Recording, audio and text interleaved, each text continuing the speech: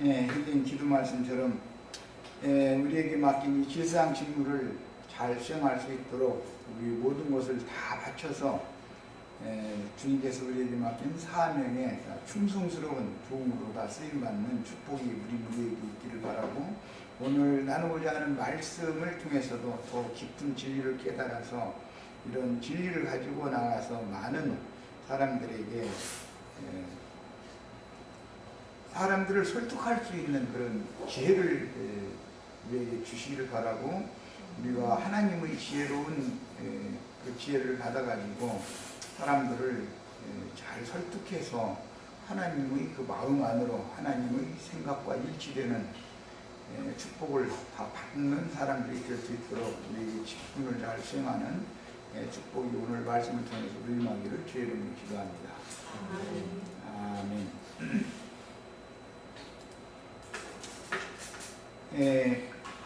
오늘은 지난 시간까지는 대충 큰 윤곽을 잡아서 레위기 11장을 다 읽었고, 오늘부터는 이제 구체적으로 그 용어들을 먼저 한 시간 살펴보고, 그 다음에 이제 그 의미를 살펴보고, 이렇게 해서 오늘 레위기 11장을 이제 마감을 하겠습니다. 우선 레위기 11장 1절에서 8절 사이에 보면 부정하다라는 말씀이 반복해서 나왔죠. 거기 전부 다 부정한 것에 대해서 말씀이 반복해서 나왔어요. 9절에서 12절 사이에 보면 가증하다라는 말이 반복해서 나왔죠. 그러니까 이제 부정한 것과 가증한 것에 대한 그런 단어 뜻을 우선 살펴보고 말씀을 들어가겠습니다. 부정하다라는 것은 성결하다, 정결하다라는 것과 대비되는 용어이니까 이건 뭐 말할 것도 없죠. 그것은 역시 세상에서 여자가 일부종사를 하지 않으면 더럽다, 부정하다 그렇게 말하죠. 그래서 부부간에도 할 말이 있고 안 할 말이 있는 것인데, 화난다고 해서 더러운 년 막 이런 식으로 말하면 그거는 이제 웃사는 것이죠. 더러운 년이라는 소리를 듣고 살 수도 없는 거고, 굳게 그런 더러운 년이라는 소리를 남편한테 듣고 살 필요가 없죠. 이게 사람이 이제 어떤 말을 해도 할 말이 있고 안 할 말이 있고 이건 이제 가려서 해야 되는데, 자기 부인 보고 더럽다고 할 수 없는 것처럼 예수 그리스도께서 그분의 배피에는 교회를 향해서 더럽다라고 선언을 하면 그것은 계시록에 나오는 큰 운역교회를 염두에 두는 표현이다라는 걸 알 수가 있고, 그렇게 더러운 것은 곧 부정한 것이다. 부정한 거예요. 그 다음에 이제 가증하다라는 것은 구역질이 난다. 이제 원문 글자대로의 뜻은 메스껍다, 속이 미식미식하다, 이제 그런 뜻인데, 그것은 극도로 오염이 되어져 가지고 아주 너무 불결하다. 그러니까 도저히 용납이 안 된다. 이제 그런 뜻이죠. 부정하고 가증하면 이혼하는 수밖에 없죠. 남편이 볼 때, 자기 아내를 볼 때, 지금 이것은 하나님께서 자기 백성들을 볼 때 이렇게 보신다라면 그것은 이혼 증서를 써서 주고 쫓아내는 수밖에 없는 것이죠. 이혼거리가 되는 것이죠. 이것은 다 상징이에요. 기회사장이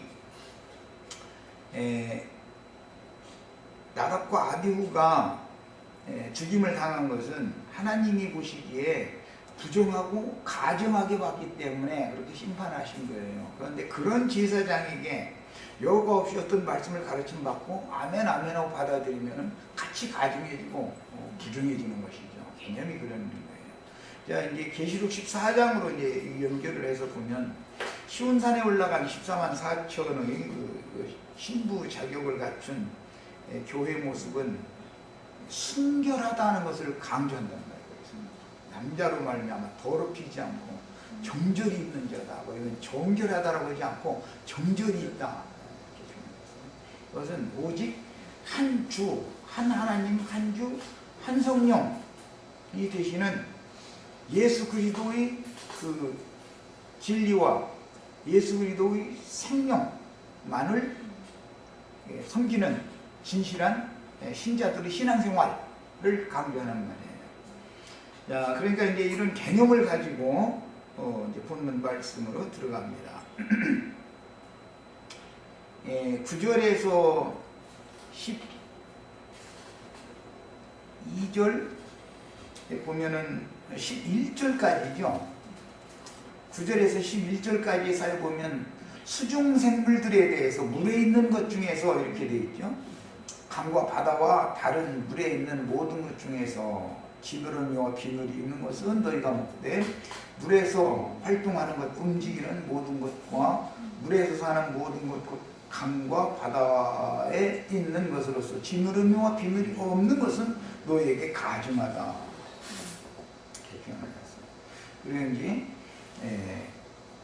이들은이라는 수중생물 중에서 지느러미와 비늘이 없는 그런 생물은 가증하기 때문에 너희는 그 물고기를 먹지 말고 그 죽음을 가증히 여겨라. 수중생물 중에 지느러미와 비늘이 없는 것은 너희가 혐오할 것이니라. 혐오한다라는 말은 도저히 용납이 안 된다. 구역질 난다. 그런 뜻이에요. 물론 아내도 결혼 생활을 하다가 남편에 대해서 불신이 극에 달하면 얼굴도 보기 싫고 이게 살이 이렇게 같이 닿는 것 자체가 싫고 이제 그럴 수가 있죠. 그런 경우를 혐오한다. 당신이 뭔 얘기를 해도 이제는 당신을 내가 혐오해. 그 말은 이제는 그만 나는 절대 살 수 없다. 우리나라 말로는 만정이 다 떨어졌다. 이제 이렇게 표현해요. 그런 경우는 혐오한다. 하나님은 이스라엘 백성들이 다른 교훈에 더럽혀져 가지고 그 영혼이 아주 부정해지면 혐오스럽게 보는 것이죠.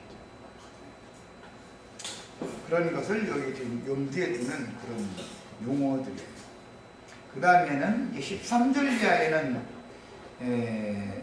공중나는 이제 새들에 대해서, 날짐승들에 대해서 기록을 해가면서 이제 가증히 여길 공중나는 새들에 대해서 표현을 했어요.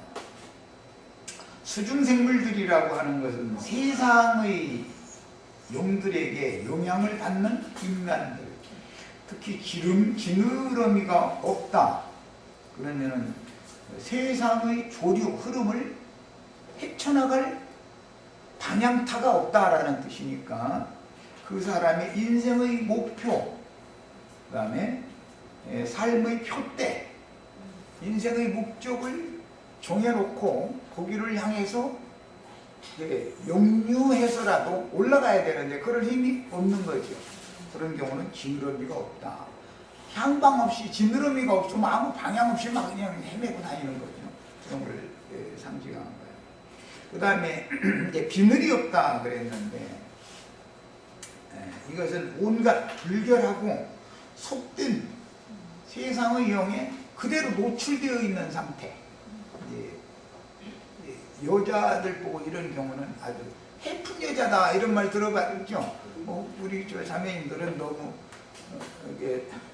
엄격한 부모님 밑에서만 자라서 이런 말 안 들어봤을 텐데, 여자들 보고 참 해프다라는 말은 비늘이 없다. 말하자면 세상의 어떤 영에 대해서 그냥 무방비로 노출되어 있다. 이게 세상의 모든 이 악한 어떤 세균들이 그냥 임의로 막 침투해도 그냥 무조건 무방비 상태로 받아들일 수밖에 없는 이제 그런 상태를 상징하는 거예요. 이것은 영적인 신자들이 이런 가르침 저런 가르침 아무 가르침이라 할지라도 그냥 분별을 잘 해가지고 받아들이고 거부하고 할 수 있는 그런 보호막이 있어야 되는데, 즉 영이 건강하게 살아있어야 되는데 그럼 보호장치가 없는 거예요. 그냥 육신의 눈으로 보이고 귀로 들리고 손으로 만져지고 코로 냄새 맡아지고 하면 그냥 무조건 받아들이는 거예요. 그럴 수밖에 없는 상태죠. 비늘이 없다라는 말은 보호막이 없다 그런 말이에요. 이런 것은 이제 신약 성경에서는 자연인, 천연적인 사람을 의미하는 말이다. 하와가 방향타가 지느러미가 있었고 비늘이 있는 경우에 있었다면 뱀을 무조건 받아들이질 않죠. 그런 보호 장치가 없었던 거예요.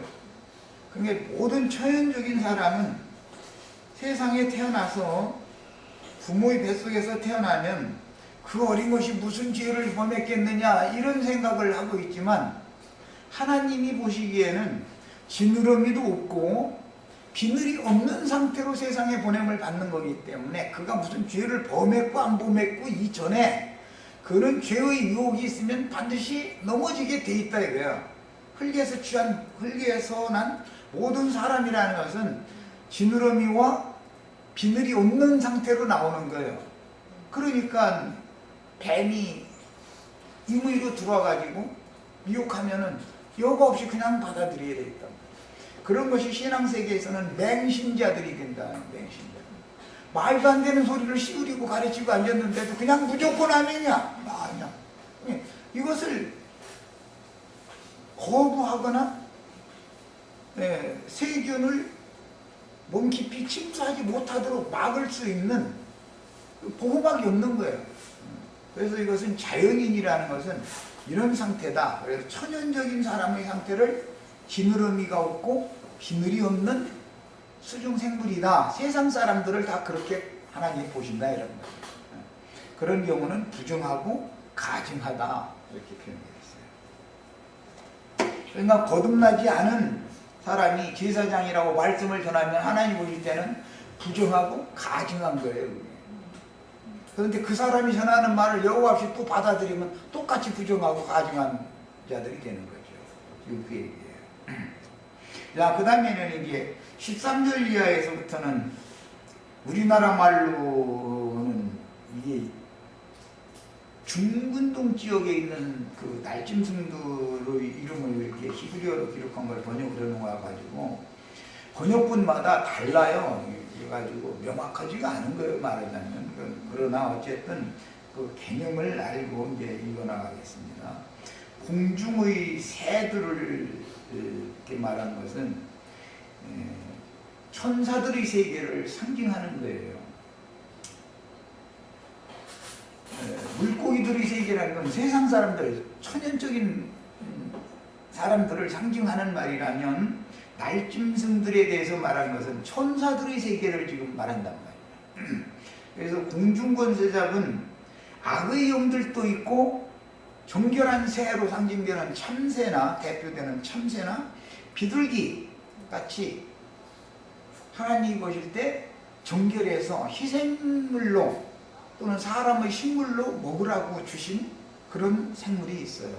날짐승이 있어요. 그 천사들의 세계는 거룩한 천사들이 있고 그 다음에 부정하고 불결을 한 그런 천사들이 있다. 부정하고 불결한 천사들은 전부 오늘 여기서 이제 가증이 여기고 영이기 때문에 특히 가증하다라는 말을 한 거예요. 가증이 여기고 절대 그걸 먹으면 안 된다 이렇게 표현했어요. 이 말은 공중권세 잡은 악의 영들을 사람이 여과없이 받아들이면 안 된다. 그것은 가증한 거다. 그것은 영을 더럽히는 일이니까 이것은 이렇게 표현이 된 거예요. 자, 그런데 이제 그 이름들이 좀 복잡하고 어렵죠. 첫째는 새 중에 너희가 가증히 여길 것은 이것은 공중권세 잡은 악의 영들, 어둠의 천사들이다 이래요. 어둠의 권세를 가진 천사들. 이것들이 가증한 적 먹지 말아라. 그것은 특히 가증하다라고 이렇게 부정한 것을 넘어서 가증하다. 그러니까 너희는 혐오해야 된다. 이렇게 표현을 하시는 것은 영을 더럽히는 영들이기 때문에 그렇다. 곧 이제 독수리가 맨 앞에 나왔죠. 날짐승 중에 대표는 독수리죠. 그 구속받은 네 생물 중에 네 번째가 독수리지요. 독수리. 모든 날짐승들을 대표하는 거예요. 그러니까 어디에서는 구약 성경을 말할 때 구약 성경은 밤에 있는 사람들에게 하는 말이기 때문에 독수리를 부정한 것으로 표현하는 경우가 상당히 많아요. 그러나 이제 어떤 성경을 읽어보면 출애굽기 19장이나 신명기 이런 데 보면 하나님 자신을 또 독수리라고도 해요. 마귀도 독수리로 표현해요. 그게 이 영의 세계에는 참 하나님도 모든 천사들의 왕이라는 것이죠. 거짓 하나님도 모든 천사들의 왕인 천사장이 둘이 있다. 두 종류의 천사장이 있는 거예요. 요한복음 독수리복음이라고 그러죠. 여기서는 예수 그리스도의 성령을 하나님의 영을 독수리로 상징을 한다는 거죠. 그러나 이제 이 독수리는 구약 성경에서 대부분 표현하는 것은 악의 영들의 왕이란 말이에요. 악의 세계, 공중의 어둠 권세를 잡은 악령들의 왕을 천사장인데 어둠의 천사들의 왕이다. 그런 뜻이에요. 그 다음에 솔개, 물쓰리, 말똥가리 종류, 까마귀 종류, 타조와 타흐마스라고 여기 이제 이름들이 굉장히 우리나라 말로는 잘 모르는 그런 이름이 나왔는데 이것은 타조인데 수컷을 일컫는 용어다. 뭐 해석에 보면 이렇게 나와 있어요. 새의 일종이라고 나나주에는 이렇게 돼 있죠. 새의 일종인데 타조는 날 수 없죠.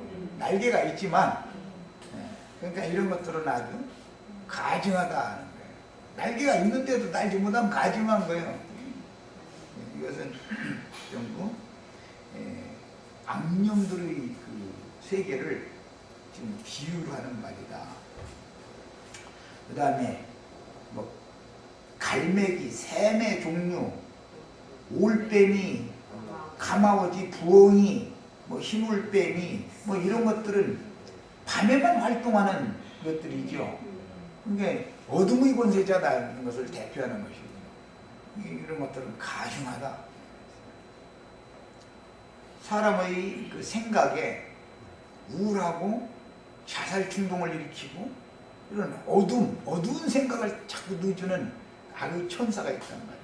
그것들에게 몰두당해서 이게 잡혀 먹혀버리고 나면은 자꾸 어둠의 생각을 자꾸 말려들어가게 되고 결국은 심지어 자살까지 한다. 이런 것들을 가증하다. 그런 것들을 절대 먹으면 안 된다.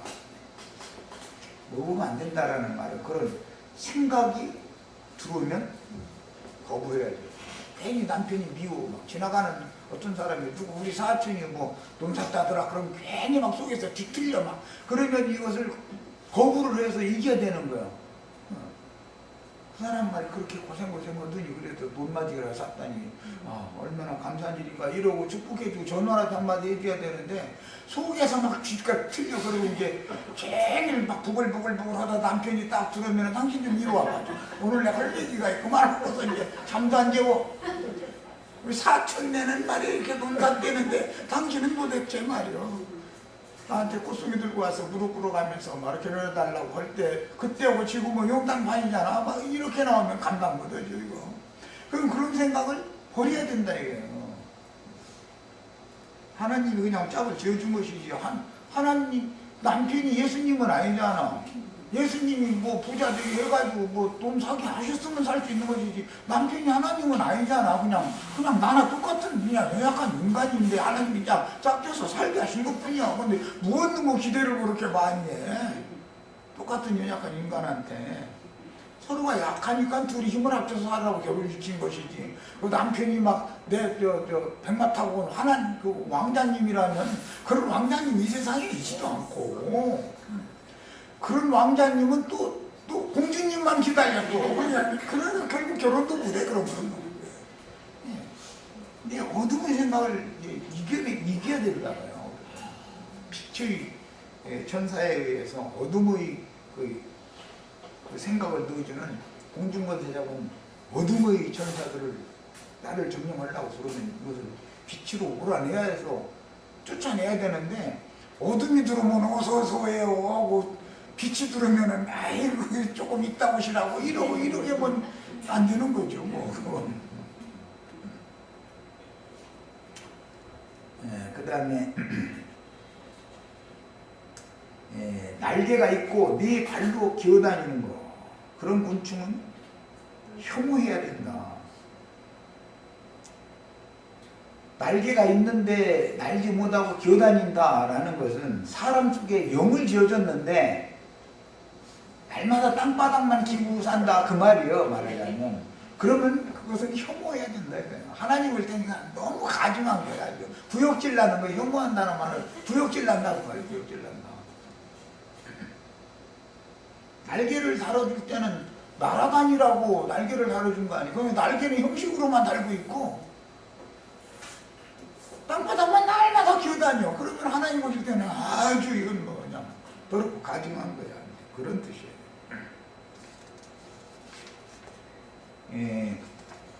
그 다음에 너희가 이제 이런 것들의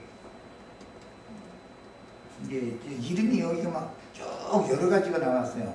다만 날개가 있고 네 발로 기어다니는 모든 곤충 중에 그 발에 뛰는 다리가 있어서 땅에서 뛰는 것은 너희가 먹어라 그랬어요. 그러니까 땅이 그 사람을 붙잡아 매지 못할 수 있는 뭔가 땅의 일에 몰두되지는 않는다 이거죠. 땅에서 비록 살고 있지만 우리가 땅의 일에 붙잡혀 있지는 않다. 땅이 나를 이렇게 잡아다니려고 그러면 왜 이래 이거 하고서 뚝 끊어버리고 이렇게 깡총 껴버려야 되는데 잡아다니면 꼼짝 못하고 끌려가. 땅바닥에서 잡아다니면 그러면 날마다 땅의 일만 생각하고 이 세상 사 가지고 고민하다가 인생 마치는 거 아니겠어요? 그런 건 하나님께서 아주 가증한 것이라는 거예요. 그 다음에 그 중에 이제 그 다리에 힘이 있어가지고 땅에서 뛸 수 있는 거, 그 종류는 메뚜기 종류, 백장이 종류, 귀뚜라미 종류, 팥종이 종류, 이런 것은 너희가 먹여야 된다.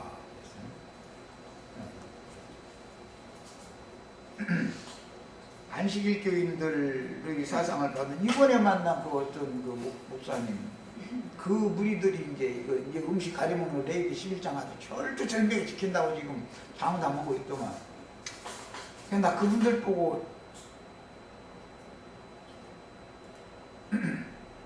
여기 나오는 메뚜기 종류, 백장이 종류, 귀뚜라미 종류, 팥종이 종류 이거 먹느냐고 좀 물어봐야 되겠는데 좀 어쨌든 이제 오신다고 했으니까 오시면 이제 한번 물어볼 거네. 이거 먹느냐고. 뭔 뜻인지도 모르고 지금 이거 지킨다고 지금 다 이러고 있는 거 아니겠어요? 팥종이 종류는 뭔데? 네, 메뚜기가 아직 완전한 어른 메뚜기가 되기 전에는 팥종이라고 그래요.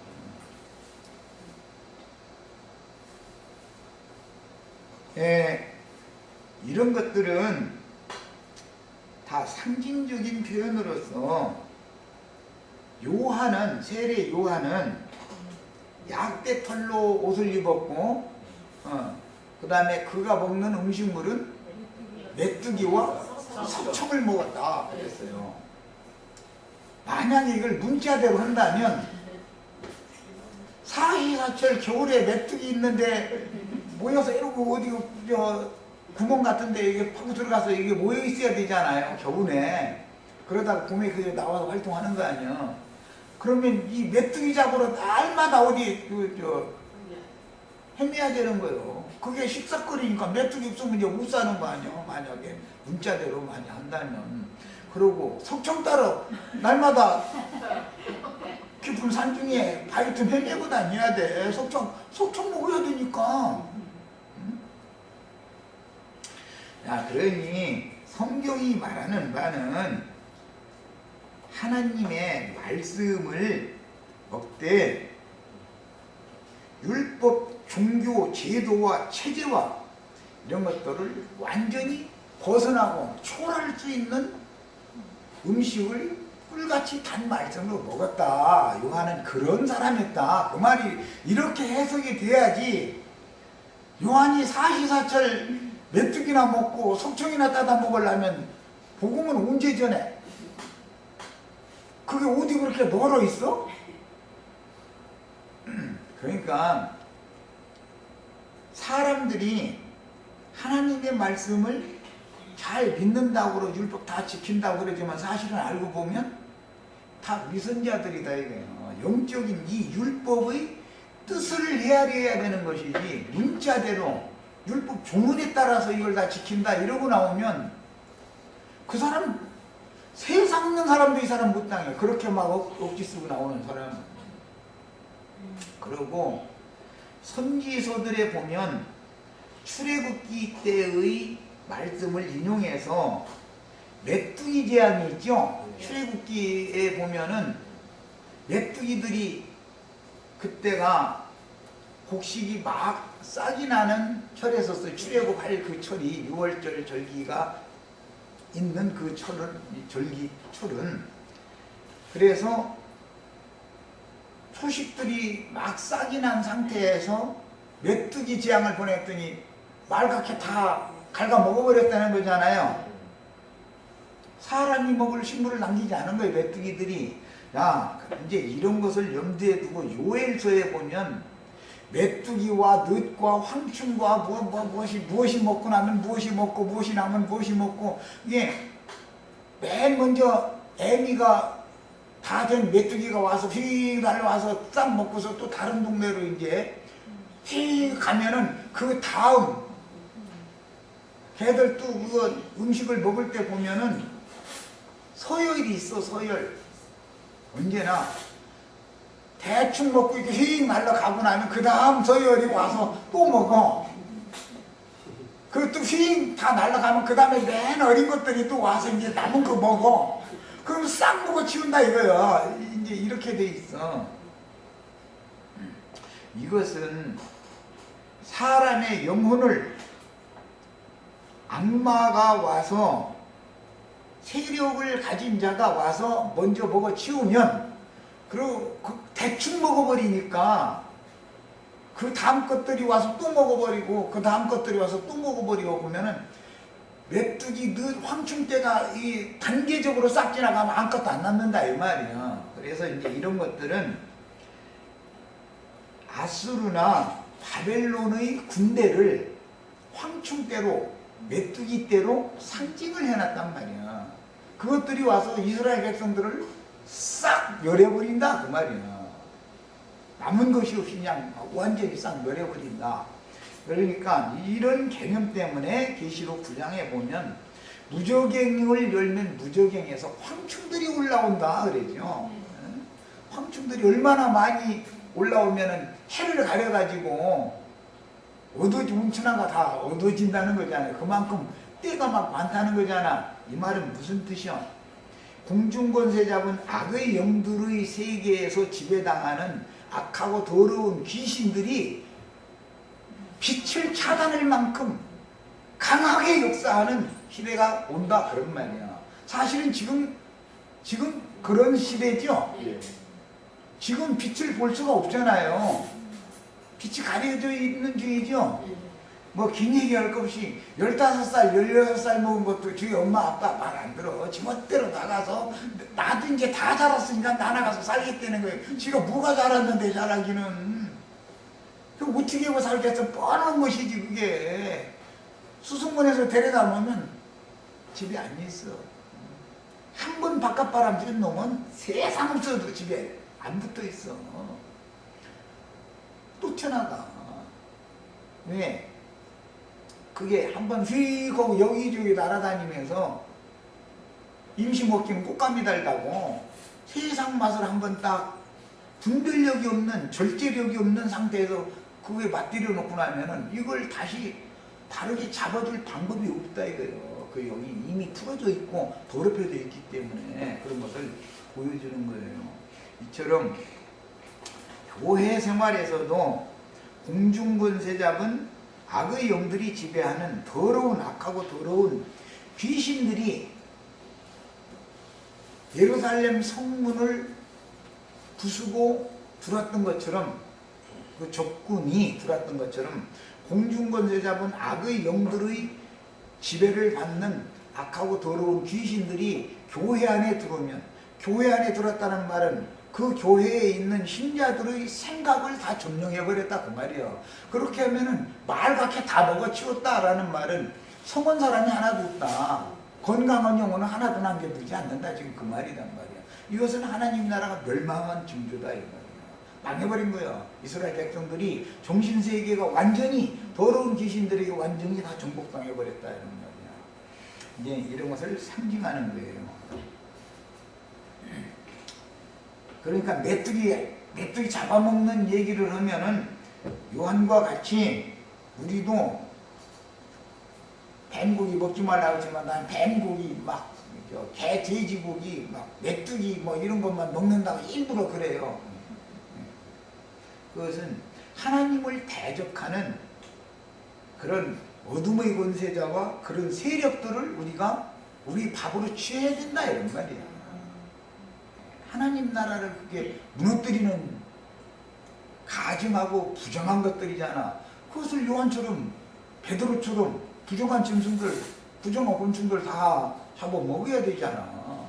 그래가지고 그들도 구속받아서 내 생물 중에 다 가입이 되어서 하나님의 새 창조 세계에 다 들어갈 수 있게 해줘야 된단 말이에요.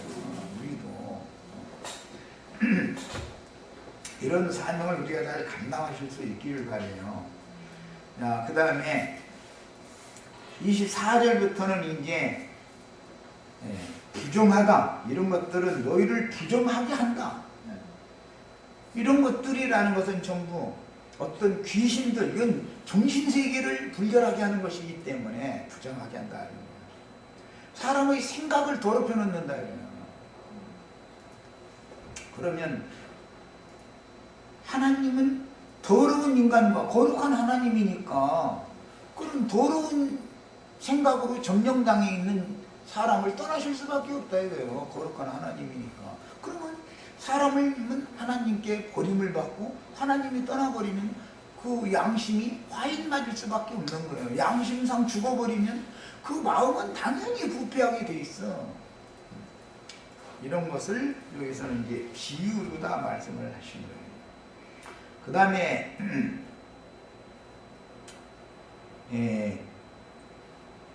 주검을 만지면 저녁까지 뭐 부정하다 그렇게 표현을 했어요. 그리고 주검을 옮기는 자는 반드시 옷을 빨아야 된다. 이것은 나답과 아비후의 시체를 나답과 아비후의 사촌 형제들이 만지고 옮겼죠. 거기서 이제 인용하는 말이에요. 그러니까 가짜는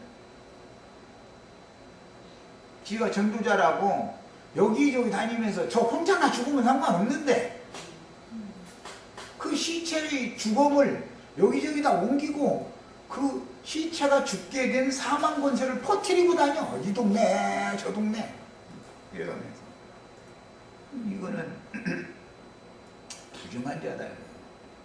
그런 사람은 흐르는 물로 몸을 목욕을 해야 되고 옷을 빨아 입어야 된다는 거예요.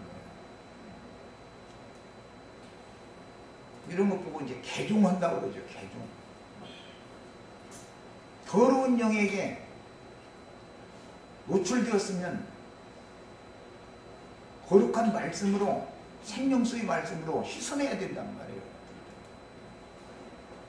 자, 그 다음에 이제 29절부터는 땅에 기는 길짐승 그랬는데, 뭐 길짐승의 대표는 뭐 긴 짐승이죠.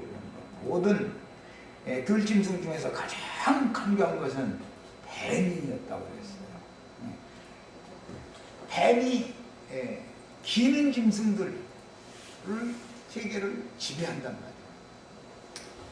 그래서 힘으로 보면 뱀이 힘이 더 세겠어요? 사자나 뭐 호랑이나 뭐 이런 것들이 힘이 더 세지. 그런데 실제로 그 들짐승들의 세계를 지배하는 건 뱀이다.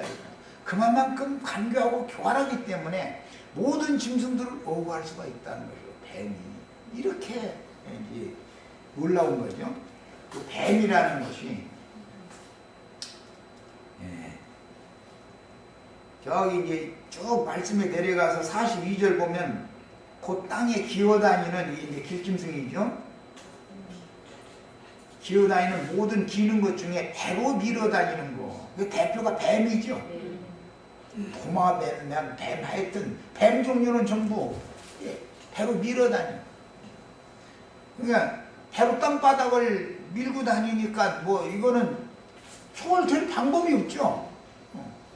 땅바닥에 딱 배가 이렇게 붙어 있는 거예요, 늘. 그래서 이게 이 세상신 마귀다 이제 그러는데 옛뱀 큰용 마귀 사탄 이렇게 표현이 되는데 이 뱀이 세상 나라의 기어다니는 짐승으로 상징되는 무지한 인간들. 짐승이라는 건 하나님의 말씀을 아무리 읽어도 뭔 소린지를 깨달음이 없는 사람들 보고 짐승들이다 그래요. 그런데 그 짐승 인간들의 세계는 사실은 뱀이 지배하고 있다. 그 짐승들의 세계는 뭐 666이다 그래가지고 이제 계시록 13장에는 아주 요즘에 또 666 표받는 문제 가지고 얼마나 시끄럽고 아주 이제 그런데 그 666 표라고 하는 것은 뱀이 사람들의 정신을 지배해가지고 세뇌시킨다. 뱀의 생각으로. 그런데 그게 뱀도 지혜가 있고 뱀도 지식을 줄 수가 있단 말이야. 선악을 알게 하는 나무 실과를 먹으면 보암직도 하고 지혜롭게 할 만큼 탐스럽게 보인다. 그랬어요. 그 세 가지요. 666. 보암직하고 먹음직하고 탐스러워 보이는 거. 이 세 가지요. 그렇죠. 요한일서에 보면은 그 세 가지가 나오죠. 육신의 정욕, 안목의 정욕, 이생의 허영, 이 세 가지잖아요. 그게. 그 짐승 세계는 이 세 가지를 가지고 미끼로 던져가지고 다 그걸로 세뇌시켜가지고 다 그냥 아무리 하나님 말씀 전해도 그거에 세뇌당하고 나면 하나님 말씀 들어갈 틈도 없고 그냥 온전히 사람이 육신의 정욕, 안목의 정욕, 이생의 허영에 완전히 그냥 사로잡혀 버리는 거예요. 그 사상이 그렇게 돼 있기 때문에 그런 방식으로 영혼들을 다 죽인다는 거죠.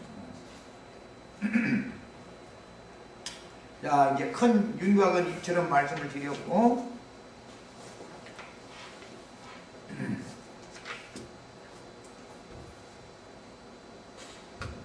내일기 11장에서 말하고자 하는 것은 자칭 정결하다고 스스로를 여기는 유대인들.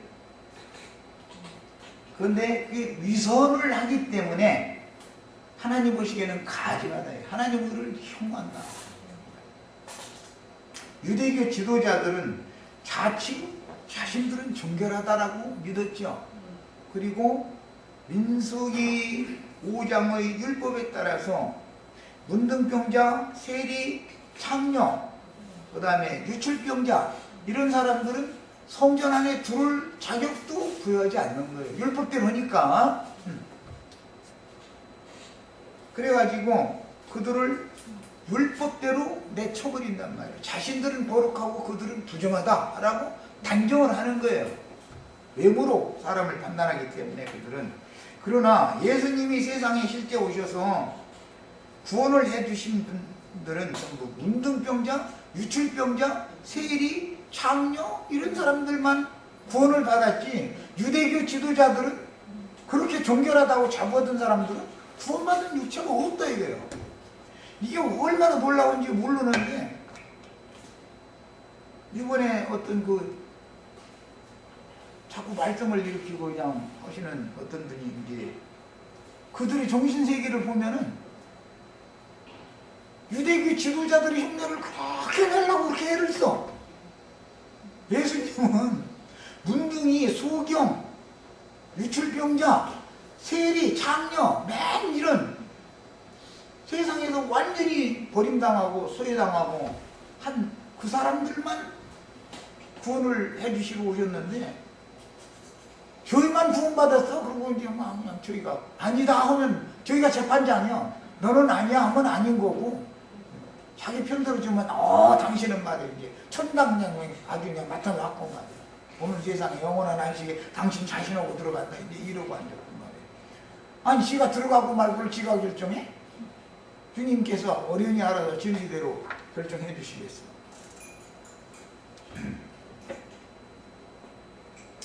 그 다음에 사도행전 이제 인용을 해서 썼던 11장 5절에서 18절 사이를 보면 요바성에서 베드로가 시장기가 있을 그 무렵에 기도를 하고 있는데 비몽사몽간에 환상을 보여주었죠. 네 귀를 맨 큰 보자기 속에 하늘로부터 모든 네 발 가진 것, 별짐승, 기는 것, 공중만은 부정하다고 한 것, 레위기 11장에 나오는 모든 먹지 말라고 한 것, 부정하고 가증하다라고 한 것을 거기다 가득 담아가지고 내려보내주는 거예요. 그러면서 베드로 보고 베드로야 이거 잡아먹어라. 그러니까 주님 이게 무슨 말씀 이런 말씀이 있냐고. 지금 내가 거룩한 유대인으로서 이런 레위기 11장에 먹지 말라고 한 것을 내가 철두철미하게 내 입에 넣은 적이 없다고. 그러니까 또 두 번째 소리가 있어 이런데 베드로야 일어나 잡아먹으라. 또 그러는 거야. 그러니까는 주여 그럴 수 없나이다. 또 아니라는 거야. 속되고 깨끗이 아니한 것들은 언제든지 내 입에 들어가지 일이 없나이다. 막 이러는 거야. 그러니까 세 번째 내가 다 깨끗하게 해놨으니까 아무 염려하지 말고 다 잡아먹어. 그랬다는 거예요. 그러니까 이 말은 무슨 말이에요? 이방의 모든 죄인이라고 생각하고 있던 사람들도 예수 그리스도의 구속은 예수님의 피는 모든 부정한 것들 다 깨끗게 해놓으신 구속은 이미 이루어져 있다 그 말이란 말이에요. 완전한 구속이 이루어진 거예요. 다만 그 사실을 전해가지고 사람들이 믿음으로 받아들이면 구속을 받는 자신도 깨끗하게 되는 거예요. 이게 하나님은 이미 깨끗하게 해놓았고 전도자들이 나가서 당신들이 이와 같이 이런 내생물 중에 율법에 의하면 부정하고 가증한 물고기 종류거나 그 다음에 날짐승 종류거나 길짐승 종류거나 그런 다 무지한 짐승들이었지만 이제 주님께서 그 피로 여러분들을 새로운 피조물이 되도록 새 세계를 창조해 놓으셨다 이미. 그래서 여러분 하나님의 나라인 영원한 새 세계에 여러분 들어와라 하면 아멘하고 들어가야 된단 말이에요. 그런데 그렇게 전도를 하는 전도자들을 보내면 토를 달아. 토를 할례를 받아야 된다든지 모세의 율법을 지켜야 되는 다를 못 지키면 적어도 안식이라고 6월절은 지키라든지 뭔가를 끄집어 들어 자꾸. 그런 짓을 한 사람들이 예수님 때나 사도시대나 안 믿은 사람들이 그런 게 아니다 이거예요. 안 믿은 유대인들이 그런 게 아니요. 예수를 믿은 유대인들이 예루살렘에 믿는 이가 수만이나 있다고 그랬어. 그들이 다 교회에 들어와서 자꾸 모세의 율법을 그래도 지켜야 돼. 그래도 말이야. 그래도 이거 다 못하면 이것은 해야 되지 않냐. 자꾸 이러는 거예요. 예수님은 모세의 율법을 완전한 법으로 새로 바꾸셨어요.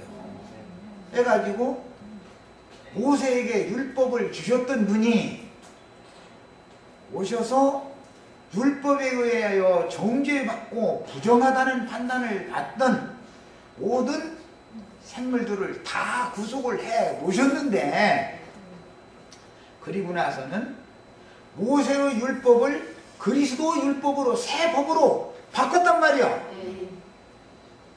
법을 제정해서 선포하신 분이 이제는 새 시대가 왔기 때문에 법을 변혁한다고요.